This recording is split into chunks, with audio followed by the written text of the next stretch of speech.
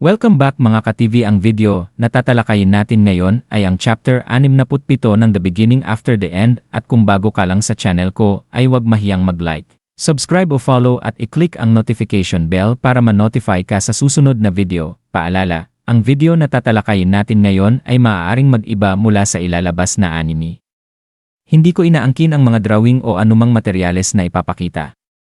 Ang layunin ko ay magpakita ng suporta at magbigay ng impormasyon tungkol dito.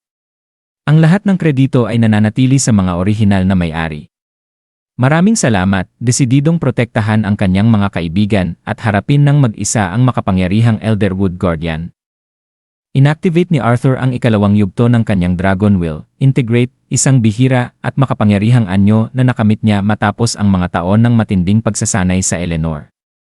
Habang bumabalik sa kanyang alaala ang pinagdaanan niyang hirap, naalala ni Arthur kung paanong ang kanyang walang sawang pagsusumikap ay labis na ikinagulat ni Varian, isang bihasang mandirigma na ilang dekada ang ginugol para marating ang parehong antas. Ang unang tagumpay, na tinatawag na Acquire, ay nagbibigay kay Arthur ng kakayahang pansamantalang humiwalay sa oras at espasyo gamit ang isa sa mga likas na kakayahan ni Sylvia. Gayunman, ang yugtong ito ay labis na nagpapahirap sa kanyang mana core at katawan. Ang ikalawang tagumpay, Integrate, ay mas mataas pa, binibigyan siya ng napakalaking lakas sa pamamagitan ng ganap na pagsasanib sa esensyang dragon ni Sylvia.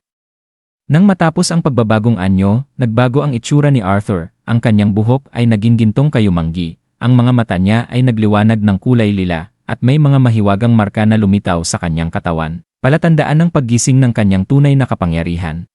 Samantala, sa malayong lugar mula sa labanan, si Sylvie, ang alagang hayop at bond ni Arthur na anak ni Sylvia, ay abalang nangangaso ng isang halimaw na parang tigre nang bigla siyang huminto. Nakaramdam ng presensya ni Arthur at ang panganib na kinakaharap nito.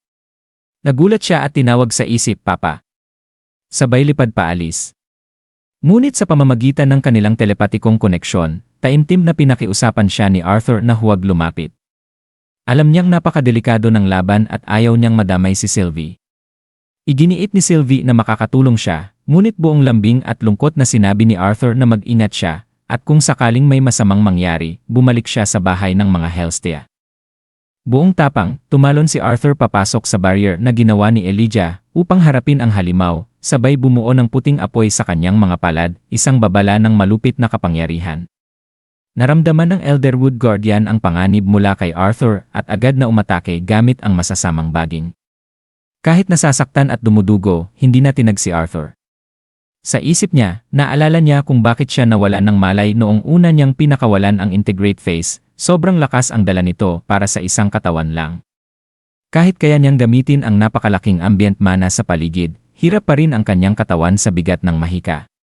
Nanginginig ang kanyang kamay habang patuloy siyang bumubuga ng matataas na antas ng mahika. Ginamit niya ang Ice Magic upang pansamantalang pigilan ang mga baging, sabay sumugod upang umatake. Ngunit nabasag ang yelo at muling umatake ang mga baging, sinusubukang durugin siya. Hindi pa rin umatras si Arthur. Sa lahat ng natitira niyang lakas, ginamit niya ang yelo upang patahimikin ang buong katawan ng halimaw, saka siya lumapit sa ulo nito. Doon, sinimulan niyang buuin ang isa sa kanyang pinakamapanganib na spell, isang kombinasyon ng apoy, tubig, at kidlat, na pinagsama sa isang itim na enerhiya na parang kidlat at nagliliyab sa kanyang palad. Sa isang malakas na sigaw, pinakawalan niya ito sa kalaban, isang nakabibinging pagsabog ang sumabog, at tuluyang nagapi ang Elderwood Guardian. Ngunit malaki ang kapalit ng tagumpay. Nang matapos ang laban, bumagsak sa lupa si Arthur, napaluhod sa pagod at hinanghina, bago tuluyang nawalan ng malay habang nakatingin sa langit. Samantala, sa lungsod ng Xerus, mapayapa ang Lewin household. Si Alice, ina ni Arthur, ay nakatingin ng may pagmamahal sa kanyang bunsong anak na si Ellie, na nakatulog sa sahig dahil sa pagod mula sa mahahabang oras ng pagsasanay sa mana. Binuhat siya ng kanyang ama, si Reynolds, habang nagkukwentuhan ang mag-asawa tungkol sa determinasyon ni Ellie. Nabanggit ni Alice kung paano nakakagulat na ganoon kasigasig ang batang 8 pa lamang, habang sinabi ni Reynolds na marahil ay nai-inspire ito sa paggising ni Lilia, kaya nagsusumikap siya. Dinala nila si Ellie sa kanyang kama at binantayan siya habang natutulog, ngunit ang katahimikan ay biglang naputol ng magliwanag ng pula ang singsing ni Alice, isang mahiwagang alahas na nakakonekta sa buhay ni Arthur. Ang singsing na ito ay bahagi ng isang pares na enchanted upang magbigay ng babala kung ang kabilang may suot ay nasa panganib. Napahinto si Alice na mumutla sa takot. Hindi. Maaari ba? Mahina niyang sabi, hindi makapaniwala sa nakita. Nagpanik si Reynolds habang tinitigan ang nagliliwanag na singsing. Siguro. Sira lang to, tama. Ngunit sa kaibuturan ng kanilang puso, pareho nilang alam ang totoo, may nangyaring masama kay Arthur, at wala silang magawa kundi ang maghintay sa takot at pangamba. At dito nagtatapos ang chapter 67 ng The Beginning After the End.